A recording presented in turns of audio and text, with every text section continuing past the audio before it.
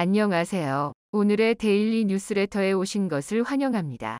1. 한국에서의 뜻밖의 발견. 2. 한국인의 엄청난 힘. 3. 천조국조차 깜짝 유럽. 한번 진실을 알아봅시다. 이제까지 대한민국에서 없던 것으로 알려졌던 자원이 엄청난 수준으로 땅 밑에 묻혀 있다는 사실이 알려졌습니다. 연구조사 결과 세계 모든 국가가 탐내는 하얀 황금을 대한민국이 압도적인 수준으로 보유하고 있다는 것이 밝혀졌죠. 그동안 자원 독점 체제를 구축하며 한국을 괴롭히던 중국은 이 소식에 충격을 받았다고 합니다. 자신이 계획했던 자원 독점 플랜에 한국이 큰 차질을 주었기 때문이죠. 대체 어떤 자원이며 하얀 황금이 무엇을 의미하는지에 대해 지금부터 자세하게 설명해 드리겠습니다. 자원전쟁. 세계 각국이 미래 자원전쟁이 한창인 가운데 부존 자원이 별로 없는 것으로 알려진 한국이 경쟁에서 멀어지는 것 아니냐는 분석이 나오며 미래 전망을 어둡게 만들었죠. 하지만 최근 강원도에서 놀라운 물건이 발견되면서 이 전망은 빗나가게 되었습니다. 하얀 황금이라고 불리는 귀한 금속의 존재가 확인되면서 세간의 이목을 집중시킨 것이죠. 2011년 강원도 인근을 중심으로 한국지질연구원은 광맥 탐사에 나섰습니다. 한국에 잠들어 있는 희토류를 탐색하기 위한 작업이었죠. 이 과정에서 강원도 홍천의 어느 탄광 지역에서 희토류의 존재를 확인하게 되었습니다. 당시 기술로는 희토류의 부존 여부만 확인할 수 있었고 어떤 자원이 그리고 얼마만큼의 양이 잠들어 있는지 알 수 없었던 것이 사실이었죠. 제대로 탐사를 하기 위해선 깊게 땅을 뚫어 시료는 물론이고 샘플로 사용할 광석을 캐야 하는 상황. 그러나 얼마만큼의 가치가 있는지 모르는 상태에서 투자하는 기업들이나 정부기관은 없었습니다. 희토류 광맥에 포함된 희토류 함량을 나타내는 전이토산화물 TREO 수준이 0.8%를 기록했죠. 자원의 경제성을 평가하는 기준으로 보통 1.0%가 개발 착수에 들어가는 기준입니다. 일반적인 희토류 광맥이 2%를 기록한 것에 비해 낮은 수치라 기대가 떨어졌던 것이 사실이었는데요. 그런데 이 낮은 확률을 믿고 한국지질연구원과 광물 기업들은 제대로 부존 자원이 얼마나 있는지 확인하는 작업에 들어갔죠. 이들의 노력은 성과를 보게 되었고 뜻하지 않은 대박으로 돌아왔습니다. 바로 하얀 황금이라고 불리는 엄청난 자원을 발견한 것이죠. 전 세계 각국에서 비싼 돈을 주고서라도 구입하고자 하는 리튬이 강원도 지하에 잠들어 있다는 것을 확인한 것입니다. TREO 기준 역시 기존 0.8% 수준이 아닌 3.75%를 기록하며 경이적인 수치를 기록했죠. 3 이상의 기준을 기록한 것은 국내 처음 있는 일로 내부에 잠들어 있는 리튬 양이 엄청난 것을 알 수 있는 확실한 지표였죠. 그동안 한국 내에서는 리튬을 구할 수 없다는 인식이 지배적이었습니다. 설사 있다고 해도 해외 리튬 광산을 통해 얻을 수 있다는 것이 일반적인 리튬에 대한 인식이었는데요. 이번 테스트를 통해 엄청난 수준의 리튬이 묻혀 있는 것을 알게 되면서 리튬 대박을 노리는 기업들이 한국을 주목했죠. 특히 IT 기기를 주로 다루는 삼성전자는 이 소식에 누구보다도 기뻐했는데요. 리튬은 리튬 배터리로 가공되어 사용되는 자원으로 리튬 배터리는 전기차는 물론이고 각종 첨단 제품에 에너지를 공급하는 심장과도 같은 역할을 하는 부품입니다. 이 부품을 누가 지배하는지가 미래 산업의 승자를 판가름하죠. 삼성전자는 그동안 해외 리튬 업체 인수를 고민하던 와중 한국에서 리튬 대박을 맞게 되자 한국으로 방향을 틀었다고 하는데요. 단독 출자 기업을 만들어 강원도 일대 리튬 광산 개발에 전력을 다할 수 있다는 기사까지 나오며 본격적으로 리튬 경쟁에 뛰어들었죠. 현재 대략적으로 밝혀진 리튬 매장량은 3천만 톤에 가깝다고 하는데요. 이제까지 알려진 초대형 리튬 광산 중 하나인 칭하이 지역 리튬 광산의 매장량이 2248만 톤이라는 것을 미루어 볼 때 한국에 묻힌 양이 상상 이상의 양이라는 것을 알 수 있습니다. 리튬 개발에서 세계 최강자로 꼽히는 미국 앨버말 역시 현재 한국으로 인력을 보내 정확한 부존량을 계산 중이라고 하며 한국 지사를 내기 위해 고민하고 있다고 하는데요. 이 소식에 가장 충격을 받은 곳이자 배 아파한 곳은 바로 중국이었습니다. 한국이 보유한 리튬의 양은 중국의 계획을 망칠 수도 있을 만큼 엄청난 양이었기 때문이죠. 미래 천연자원 경쟁에서 리튬이 차지하는 중요성을 안 중국은 일찍부터 리튬 경쟁에서 우위를 차지하기 위한 작전을 세웠습니다. 이미 양질의 리튬 광산을 많이 소유하고 있음에도 불구하고 세계 각국에 있는 리튬 광산을 전략적으로 사들인 것이죠. 압도적인 차이나머니를 바탕으로 개발도상국에 위치한 리튬 광산을 사들여 중국이 리튬 자원을 완전히 통제할 수 있게 규모로 찍어 누르는 전략을 세운 것입니다. 실제로 중국은 그 전략이 가능할 정도의 돈과 힘이 있는 국가죠. 아프리카, 남미, 심지어 태평양에 위치한 광산까지도 중국은 탐을 냈죠. 중국 경제 매체 차이시는 국영기업 중광자원의 자회사가 짐바브웨에 위치한 리튬 광산을 인수하기로 결정지었다는 보도를 내놓았습니다. 이미 리튬을 캐고 있는 비키타 광산 지분 74%를 사들인 것이죠. 한화로 2,159억 원에 달하는 금액을 지불해서 선점한 것입니다. 이뿐만 아니라 중국 최대 리튬 업체인 간평리튬 역시 아르헨티나 리튬 광산을 소유한 캐나다 밀레니얼 리튬을 인수하기로 결정. 막대한 돈을 들여 인수전에 뛰어들었으나 실패했죠. 캐나다 밀레니얼 리튬을 최종적으로 소유한 기업은 켈. 알고 보면 중국 기업끼리 리튬 광산 차지를 위해 내전을 벌인 것이죠. 멕시코 소노라주에 위치한 기업도 물망에 오르며 중국 기업은 리튬 관련된 기업이면 설사 자국 기업이라고 해도 봐주지 않을 정도로 사들이고 있습니다. 중국이 독점을 통해 가격을 통제하겠다는 의지를 본 세계 각국의 IT 기업들은 매서운 중국의 공세와 앞으로 더욱 치열해질 리튬 전쟁에 대비해 미리 자원을 확보해야 되겠다는 인식이 들었죠. 테슬라를 비롯해 첨단 기기 사업을 운영하는 일론 머스크는 자신의 SNS를 통해 리튬 가격이 미쳤다고 말하며 리튬 사업체를 직접 확보하는 것이 중요하다고 언급했죠. 실제로 그는 리튬 광산 사업에 직접 뛰어들었고 공급망을 직접 장악하기 위해 돈을 쓰기 시작했습니다. 한국은 자원 경쟁에서 다소 뒤처진 상황이었죠. 반면 중국은 탄력이 붙어 소규모 광산지대라도 리튬이 나온다면 무조건 사들일 정도로 한국 광산 산업까지 위협할 정도였는데요. 포스코를 비롯한 한국 기업은 미리 사둔 해외 리튬 광산으로 리튬 배터리 산업에 필요한 자원을 확보할 수 있었으나 지속적인 경쟁에 있어서 리튬이 부족했던 상황 한국에서는 끊임없이 위기론이 부상했는데요. 그러나 이 모든 걱정을 뒤로 할 만큼 엄청난 양의 리튬 광산을 한 번에 확보할 수 있게 되면서 이 걱정이 사라지게 되었습니다. 오히려 여유 있게 생산한 리튬을 외부에 수출하는 것도 고려해 볼 만큼 한국의 입장이 과거와 달라지게 된 것이죠. 이미 중국에서는 장기 계약이 아니라 단기 계약을 체결, 할인율을 일괄 적용받으며 안정적인 공급을 원했던 한국 기업들은 중국 기업의 일방적인 단기 계약 체결에 비싼 값으로 리튬을 구입해야 할 상황이었습니다. 그런데 대규모 리튬 광산의 존재가 밝혀지면서 압도적인 독점을 통해 가격 경쟁력에서 우위를 점하고 향후 첨단 산업 경쟁에서 우위를 차지하려던 중국의 계획이 한국의 광산 개발 때문에 수포로 돌아간 것입니다. 리튬 의존도를 낮추기 위해 나트륨을 이용한 리튬 배터리 개발 등 다양한 방법으로 기술 개발에 나서고 있던 한국은 많은 양의 리튬에 접근할 수 있게 되어 리튬 배터리의 선도 국가로 자리 잡을 수 있게 되었는데요. 최근 삼성 SDI, 가스텔란티스와 손을 잡고 미국 인디애나주에 새 전기차 배터리 생산 공장을 설립하는 계획을 발표하며 전 세계를 뒤흔들었습니다. 로이터의 보도로 사실인 게 밝혀진 이번 대규모 투자에는 미국과 삼성과의 긴밀한 협력이 오갔던 것으로 알려졌었는데요. 리튬 광산 개발이 알려지기 전에 체결한 계약으로 만약 삼성이 리튬 광산에서 안정적인 리튬까지 공급받을 수 있다면 삼성은 배터리 생산 체인을 단일화해 더욱 큰 시너지를 볼 수 있게 되는 셈입니다.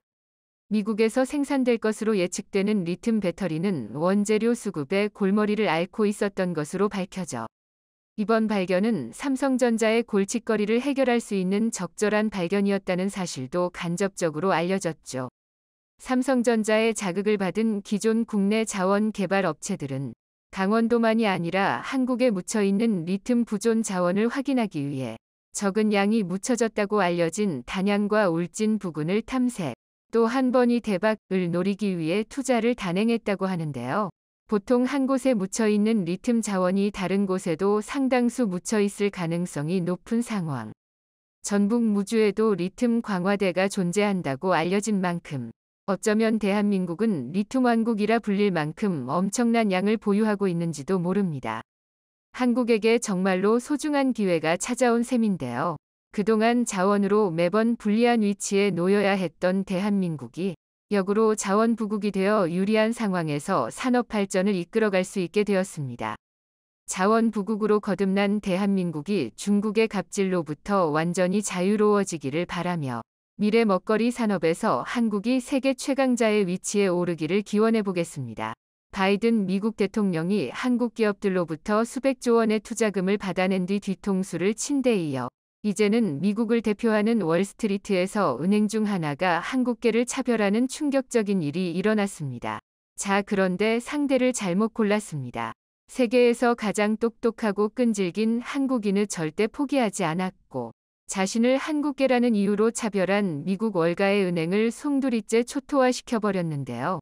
월가에서 일하는 한국계 여성 임원이 여성과 아시안이라는 이유로 차별을 받았다며 월가의 투자회사인 베어링스, 바링즈 LLC를 상대로 소송을 냈습니다. 회사의 임원들이 투자 파트너인 한국인을 눈엣가시, 누슨스로 묘사하는 등 아시안을 상대로 인종차별적인 언행도 일삼았다는 주장입니다. 24일 업계에 따르면 제시카 리, 사진, 베어링스 오리지네이터, 자산 보유 관리 책임력는 최근 미국 뉴욕 맨해튼의 뉴욕주 법원에 베어링스를 상대로 한 손해배상 청구 소송을 제기했습니다. 소송 규모는 밝혀지지 않았습니다. 소장에서 원고 측은 성별과 국가 출신에 따른 차별이 만연한 사내 분위기로 인해 리 씨가 심각하게 부당한 대우를 받았다. 고 소송 배경을 설명했습니다. 리 씨는 칼라일 그룹에서 상무를 거쳐 2017년에 베어링스에 입사했습니다. 베어링스는 뉴욕에 본사를 두고 전 세계에서 영업 중인 사모대출 펀드 운용 회사입니다. 리 씨는 탁월한 업무 성과를 냈음에도 회사 측으로부터 공정하지 않은 대우를 받았다고 주장했습니다. 소장에 따르면 리 씨는 직접 유치한 사모대출 규모만 4.56억 달러에 달할 정도로 성과가 높았지만 약속한 보너스를 받지 못하고 주요 업무에서 배제됐다며 오히려 더 낮은 성과를 낸 백인 남성 동료들에게 훨씬 더 많은 급여를 주는 등 혜택을 줬다고 했습니다.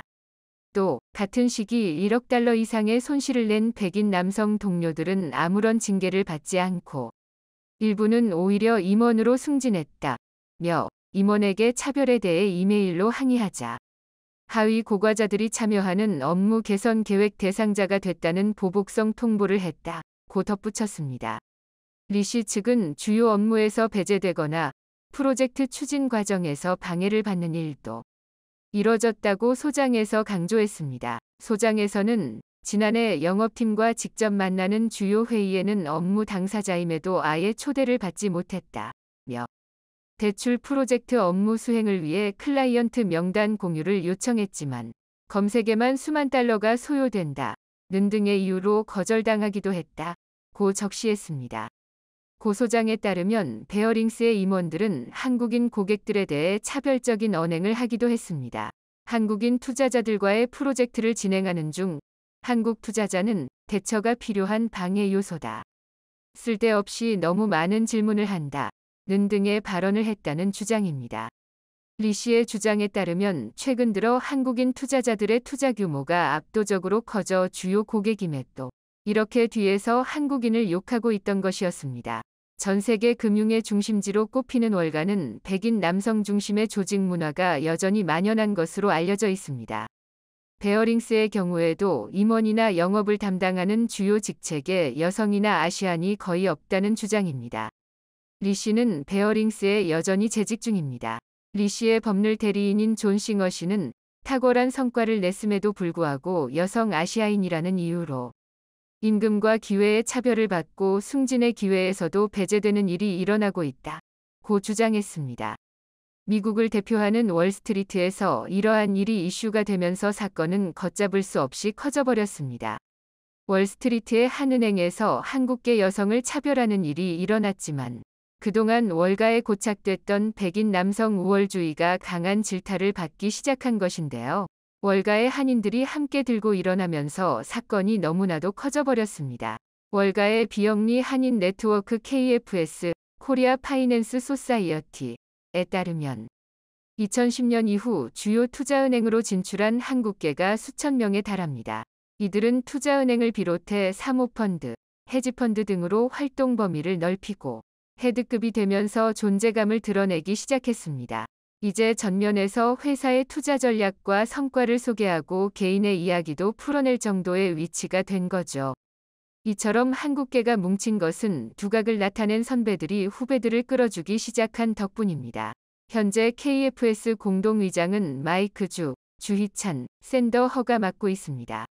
두 사람은 1995년 골드만삭스 본사에 입사한 100명 중 2명뿐인 한국인이었습니다. 마이크 주는 2019년부터 거대 금융그룹인 보아투자은행 부문 최고 운영 책임자 COO를 맡고 있습니다. MIT를 졸업하고 골드만삭스, 크레디트 스위스 등에서 근무한 뒤 메릴린치, 현 보아로 이직하며 투자은행 업무에서 탁월한 성과를 내 최고 경영자 레벨에 올랐습니다. KFS의 또 다른 리더 김선홍 씨는 앵커리지 캐피털그룹 이사로, 컬럼비아대 출신인 마크 김은 메릴린치에서 투자은행 업무 경력을 쌓은 뒤 세계적인 사모펀드 TPG에서 근무했습니다. 이들의 영향력은 상상을 초월합니다. 이번 사건에 KFS가 그룹 차원에서 나서게 되면 베어링스는 한순간에 월스트리트에서 매장될 정도죠. 게임 미국 정치계에서도 두 팔 벗고 나서 한국인의 편에 서는 분위기입니다. 미국 정치계에서도 한국계의 영향력은 최근 너무나 막강해졌기 때문인데요. 한국계 영김 미국 연방 하원의원, 공화 캘리포니아, 2-3일 현지 시간. 미국 하원에서 한미 외교 현안을 다루는 외교위원회 산하 인도 태평양 소위원회 의원장에 선출됐습니다. 한미 관계를 비롯해 중국과 일본, 대만과의 민감한 외교 쟁점 등을 다루는 주요 의회 직책인 인도 태평양 소위위원장을 한국계 의원이 맡은 것은 이번이 처음입니다. 영 김 위원실에 따르면 지난 117대 의회에서는 아시아 태평양 외교 문제를 아시아 태평양 중앙아시아 비확산 소위에서 다퉜으나 이번 118대 의회에서는 그 명칭이 인도 태평양 소위로 변경됐습니다. 뉴욕시 차원에서도 한국을 대신해 강력한 조치를 취할 것으로 보입니다. 놀랍게도 얼마 전 미국 뉴욕에서는 한국계 교포가 시의원에 당선돼 화제가 됐었죠. 뉴욕 시의원에 한인이 당선된 건 사상 처음이라고 하는데요. 세계 경제 문화 중심지인 뉴욕의 정책 결정에 한인이 영향력을 행사하게 되면서 뉴욕 한인계가 미 주류 사회로 도약하는 발판이 됐다는 평가입니다. 우크라이나군이 바흐무트로 전진했다. 우린 주요 고지 일부를 점령했다. 한나 말리아르 우크라이나 국방부 차관. 우리는 이 반격 작전이 성공할 것이라고 믿는다. 미 제이크 설리번 백막관 국가안보보좌관. 우크라이나군이 4일 도네츠크 지역을 52차례 집중 포격했다고 러시아 매체 타스가 보도했습니다. 보도에 따르면 우크라이나군은 하루 만에 52차례 포격을 도내 330개의 각종 탄약을 퍼부었고 이로 인해 러시아가 점령한 도네츠크 내 5개 정착지가 포격을 받았다고 러시아 당국이 주장했습니다. 로이터 통신 등 외신에 따르면 우크라이나군은 노보도네츠크에서 최대 5에서 6km까지 진격했으며 정착지를 장막하기 위해 치열한 전투가 벌어지고 있다고 5일 보도했습니다. 말 그대로 지금 양측의 엄청난 화력전이 펼쳐지고 있습니다.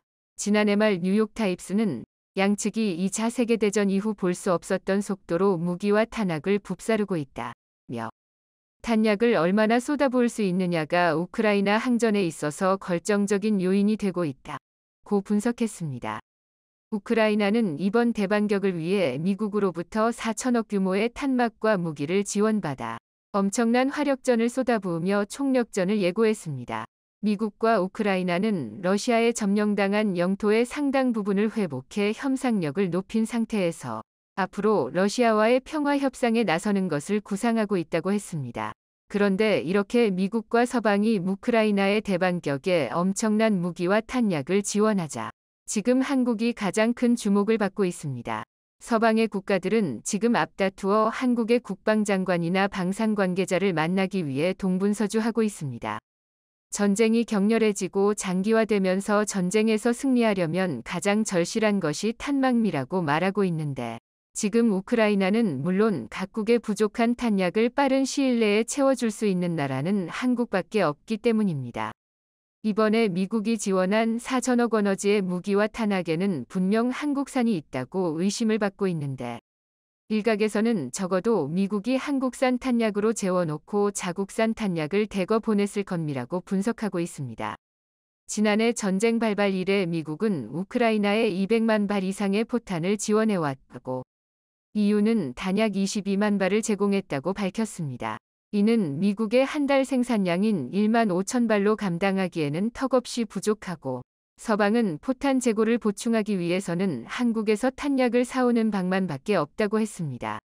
이미 미국은 지난해 11월 한국 정부로부터 155mm 포탄 10만 발을 구매했고, 올 2월에도 10만 발 추가 수출을 요청했습니다. 그리고 지난 3월 미국은 한국과 155mm, 50만 발을 대여하는 계약을 체결했습니다.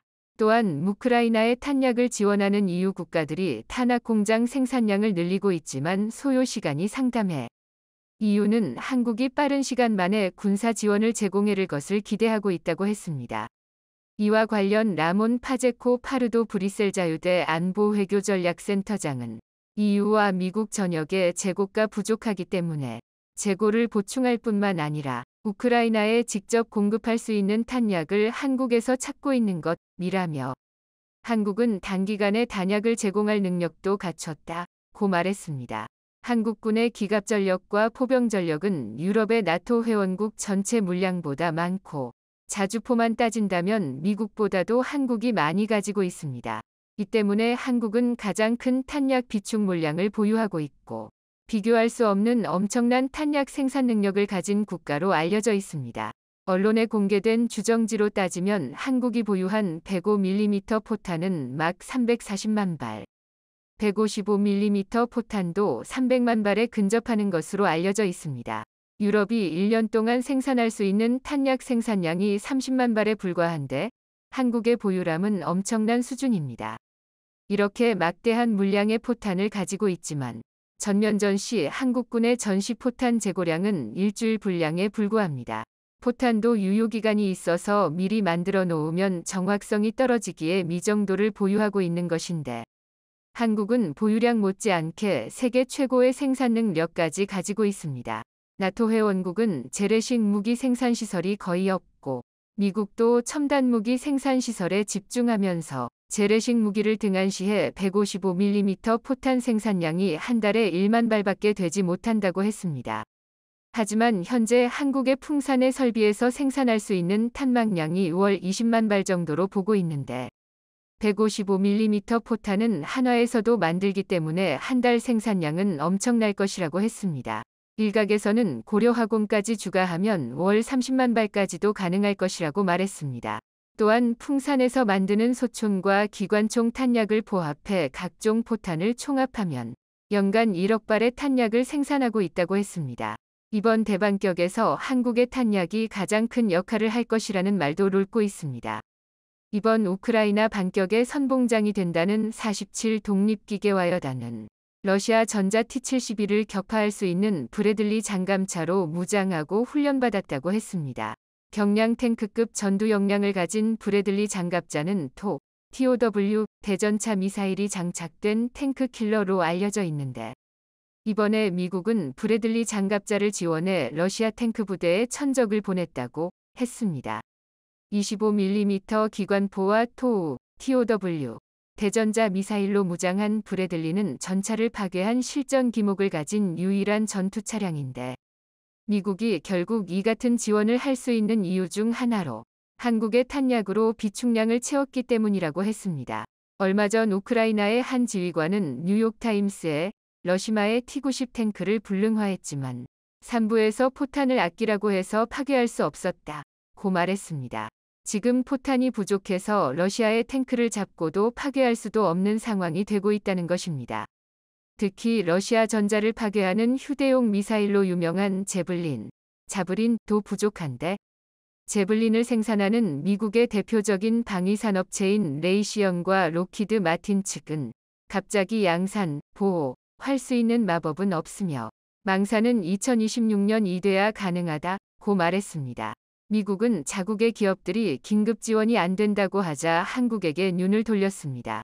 월스트리트 저널은 한국의 무기 지원이 빠르게 죽고 있는 미군 포탄 재고를 더 건드리지 않고도 미국이 우크라이나에 무기를 공급할 수 있게 해줄 것이라고 했는데 이번 브래들리 장갑차를 비롯한 대규모 화력 지원이 바로 한국의 존재 없이는 할 수 없었을 것으로 보았습니다. 군사 전문가들은 한국은 우크라이나의 살상무기 지원 금지 정책과 충돌한다면 미국과 나토 회원국 무기 재고를 채워주는 밥식으로 한국이 기여할 수 있다고 말해왔습니다. 결국 지금 미국과 EU 모두 탄약을 확보하기 위해 한국만을 바라보고 있습니다. 최근 이종섭 국방부 장관이 바빠지고 있는데 싱가포르에서 열리는 제20차 아시아안보회의에서 네덜란드, EU, 캐나다, 독일 국방수장과 연쇄회동을 가졌습니다. 또한 5일 방한하는 폴란드 국방부 장관을 만난다고 했습니다. 유럽의회는 지난 1일 탄약 생산량을 늘리기 위해 방산업계, 유럽연합, EU, 기금을 지원하는 것을 골자로 한 탄약 생산 지원법, ASAP을 통과시켰습니다. EU 집행위원회가 발의한 이 법안은 EU가 우크라이나에 12개월에 걸쳐 탄약 100만 발을 지원하기로 한 약속을 신속하게 이행하기 위한 노력의 하나로 추진됐다고 했습니다. 법안 명칭 약자를 가능한 한 빨리 AS soon AS possible를 뜻하는 영어 줄임말과 동일하게 지은 것더러 하루라도 빨리 탄약을 생산해 확보해야 한다는 엄언을 담아낸 것입니다. 지난달 우크라이나전에 미국 표준 구경인 155mm 포탄 가격이 1만 말에 5억 유로까지 상승하자 유럽연합은 코로나 백신과 유사한 공동구매를 제안하기도 했습니다. 이렇게 미국과 유럽에서 한국에게 탄약을 달라는 요구를 하고 있는 가운데 한국은 K2전자나 K9 자주포와 같은 무기뿐만 아니라 탄약 수출에서도 큰 실적을 거울 것으로 보이고 있습니다. 국내에서 생산해 수출하는 것 말고도 재빨리 한국에 탄약 공장을 짓겠다는 나라들을 이제는 유럽 전체에서 주목하고 있습니다. 폴란드는 한국에게서 K2 전차와 K9 자주포를 대거 도입하며 K2 전차용 전차단과 K9 자주포용 곡사 포탄을 연간 10만 발씩 생산 가능한 탄약 곱잠을 폴란드 현지에 건설하는 만을 제안했습니다. 이에 풍산이 폴란드 현지에 탄약 공장을 짓는 방안을 추진 중이라고 했습니다. 루마니아도 지난 3월 한화에어로스페이스와 MOU를 체결하고 자주포, 장감차를 비롯해 탄막셈 산매에서도 협력하기도 했습니다. 플로린 스파타루 루마니아 경제부 장관은 현지 공영방송사 TVR과 인터뷰에서 한국, 미국과 협력을 통해 새로운 탄막 공장을 건설할 계획이라며 이미 두 나라 방산업체와 파트너십을 체결한 상태라고 밝혔습니다. 또한 EV 대사들은 유럽평화기금, EPF를 통한 EU 자원의 탄막 공동 구매를 위한 세부 방만에 최종 합의했는데 여기서 탄약이 100% 유럽산이 아니더라도 공동 구매 자금을 쓸 수 있도록 확정했다고 전했습니다. 즉 EU 밖에서 공급된 탄약이 EU 자금 지원을 받아 유럽에 수출되는 것은 물론 공동 구매의 대상도 된다는 것입니다.